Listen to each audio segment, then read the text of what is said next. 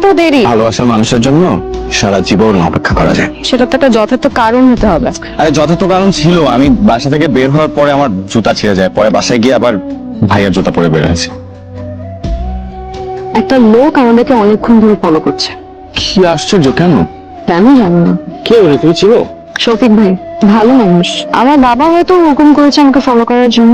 আমার বাবা ওনাকে চাকরি দিয়েছে, তো তাই আমার বাবা যা বলে তাই করে। উনি যে আমাকে পছন্দ করে এমন কিছু না, কিন্তু আমার বাবা ওনাকে বিয়ের জন্য অফার দিয়েছিল, উনি সাথে সাথে রাজি হয়ে যায়।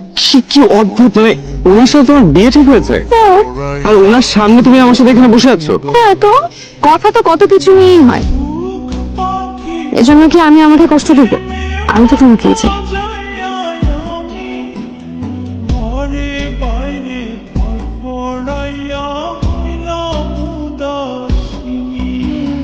ভাইজান চাই চিনি কয় চামচ দিব?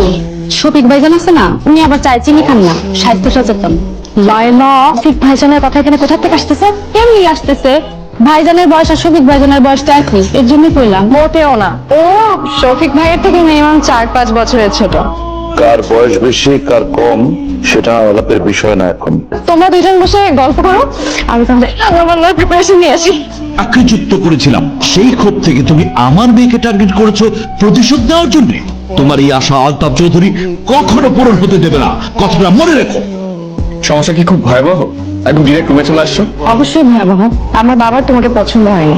কি অদ্ভুত, তোমাকে কেন পছন্দ হবে না বলো তো? শফিক ভাইয়ের সাথে নাকি আমাকে বিয়ে দেবে, সবকিছু ফাইনাল।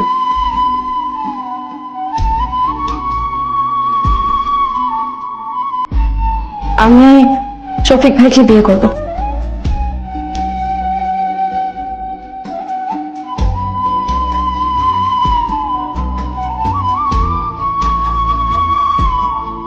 কেন তোর একদিন বন্ধু আর খুলে দেখ তোর পছন্দ হলো কিনা। পছন্দ হয়েছে বাবা। কোথায় যাবো? আমাকে রেখে চলে যাবে? কি সারপ্রাইজটা কেমন লাগলো? কি এত চিন্তা করতেছিস কেন? সবকিছু আলোচনা করে হয়েছে।